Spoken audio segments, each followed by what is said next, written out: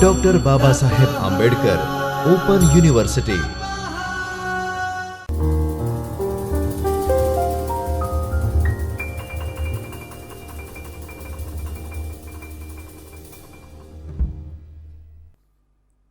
Namaste. I welcome all of you to Jyotirmay Parisar's Chaitanya Studio from Dr. Babasaheb Ambedkar Open University. I, Dr. Janmava Savda, Assistant Professor of English Department, would welcome you all. We are in the series of drama where we are working ahead and we are going ahead with the form, characteristics of the form, and now history of the drama. We are on the verge of completing the history of drama with Victorian age and the modern age. Till now, we have seen different age as per the writers and dramatists, and now we are currently going ahead with Irish movement. Irish movement. What is Irish movement? So far, it was Eurocentric, which means only writers most probably were from English background, and most probably they were from the common center area. Now, it was not the case that no other writers were writing. There were other people also who were producing really good work. The theatre was already in bloom to many other places too. So one such revival or movement is Irish movement. It marks with the establishment, I think, with the Abbey Theatre in Ireland. Okay? And that is from where the Celtic revival happened. So this entire journey or the transition where people from Ireland, where writers from Ireland were given more importance, they prominently started writing out and they came into limelight. So W.B. Yeats thought it important to revive Irish past through dramatic representation. And why was that? Because Ireland had a huge backdrop of art, history, culture, and it was not known to world. And that is why to revive that past was important. With efforts of Yeats, Synge, Murray, Lady Gregory, Irish revival, which is also known as Celtic revival, came into existence. It began. Abbey Theatre was established in Dublin, Ireland in 1904. And plays dealing with Irish folk tradition were performed there.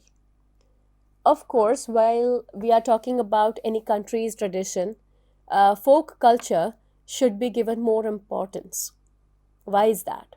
Because it is more close to what it is, authenticity. And that is why the traditions were performed there. Drama in hands of these dramatists ceased to be more realistic and became the expressions of hope and aspiration of Irish peasantry. What Irish life would look like, it comes out like that.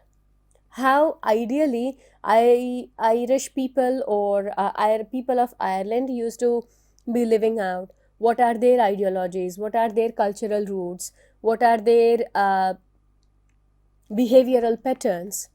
And how a peasant means a person who is connected to that nation, so deep rooted, right? So how a commoner used to be acting out, right? So that marks that significance. Now post 1920s English drama. As you have seen that we have differentiated different, when one form is given more emphasis on and when the other is given less, you'll see that the focus of audience will be divided. initially, while you adopt a new form or genre or any aspect, there will be some resistance, or you will think that okay, it is new one, whether should be experimented or not, or this or that, and then entire flow goes on to that newer version. The same happened when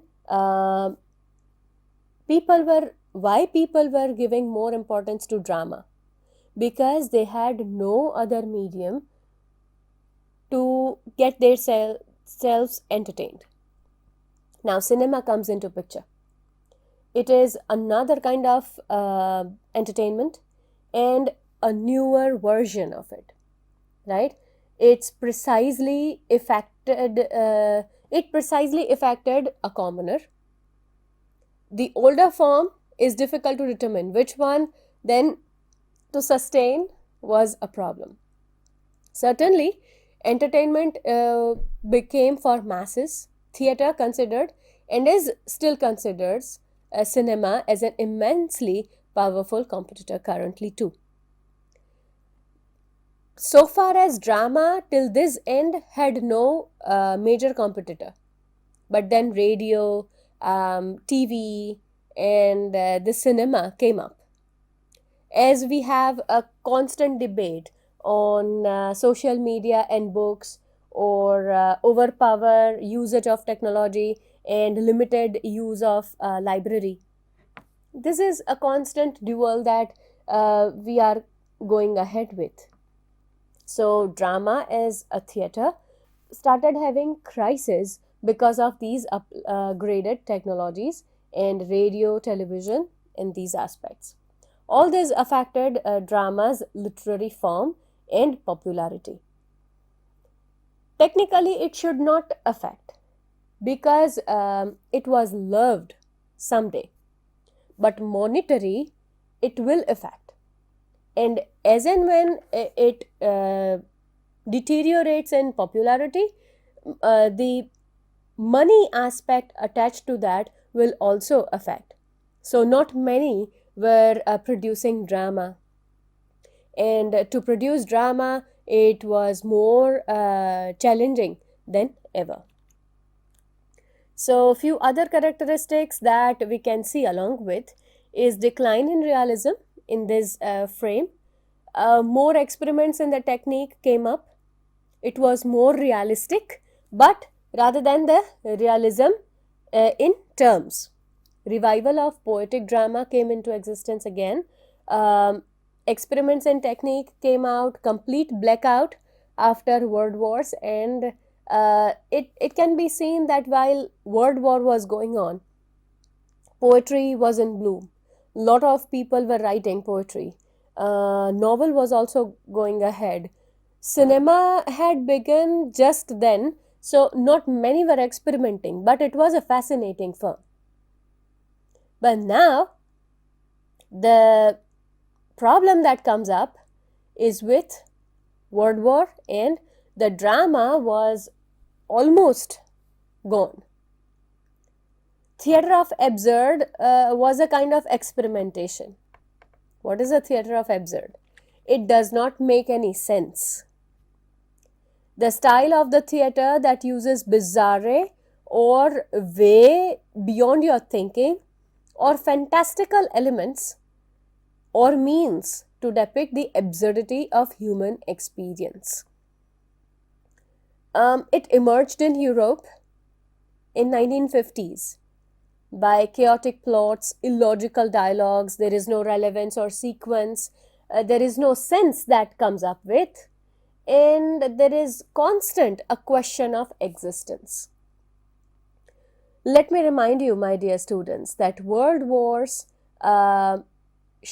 actually shaken up the humanity and the faith so bad that people of then time were not ready to believe that we will never be questioned again in terms of existence. The survival issues were there. The existing aspects came up into question mark. You do not know whether your country is going to take part in it or not, whether you are going to for march tomorrow or not. You do not know whether this country will have a bombarding on you or not. So there is constant idea of existence. So you'll also see some rise in theory like existentialism. In Gujarati we call it, or in Hindi we call it Astitvavad. Right? So in theater also it is depicted. A very good example of absurd theater is Waiting for Godot. There are only 3 characters. And within these 3 characters, you'll have to see that one person is chained as a servant named Pozo, Vladimir and Estragon. These 2 characters are just sitting. The set of the this entire drama is also so weird. There is a tree, almost the leaves have fallen off, and they are just sitting there doing nothing. Even if they are doing something, it's all a bizarre or weird thing that does not make any sense. Like somebody is taking out the head or doing something, and then one after the other, by moving their body, they'll say, "Hey Estragon, what are we doing?" Again the other one will say, "We are waiting for Godot." And while they say we are waiting for Godot, they'll say, "All right." How long we are supposed to wait? No idea. How does the person look? No idea. So such experimentation or such technique was developed at that time just to show the existential crisis that was going on in those times. It didn't make any sense. It was not meant for entertainment in that way. The purpose of absurd theater is to shock the audience. How on earth something can happen like that? Or to force to think about or to confront the harsh realities of human existence. It aims to provide ethical and political food for thought. As I mentioned a few characteristics, I think we should look at this too. Nonsensical plots. These plots does not have any logical sequence or connections. They are quite cynical. It ends where they begin. Abruptly it ends. Abruptly it begins. You do not have any logical sequence or idea, or even the audience will be also shocked. Like, it ended just like that. So like that. This one, conventional narrative. We generally have a narrative structure in our mind where we think that it will begin with some opening up the lines and the plot and everything. But this kind of plays often reject conventional narrative structures, and instead it uses chaotic plots. Distrust of language. Language also is abusively used. It does not have proper sequence or sense in it. It often distrusts. Then questioning existence. These plays often question the existence, the meaning of human life. What are we living for? Why are we living? If we are living in a certain way, why? What are we doing in this world? Do we know? Or do we know how far we are going to survive? Such existential questions are asked directly or indirectly. And uncharacteristic reactions. These characters may react to events in uncharacterized way or gravity. We do not understand. Bart Sofrono's L'Onesco, Waiting for Godot by Samuel Beckett, and Dictator by Islam Mahfouz. These are the examples of. With this, my dear students, I would like to end our session today. Next class, while we are meeting, we will be beginning with next unit that discusses Elizabethan age drama in life and works of William Shakespeare. So till then, stay safe, take care, happy learning.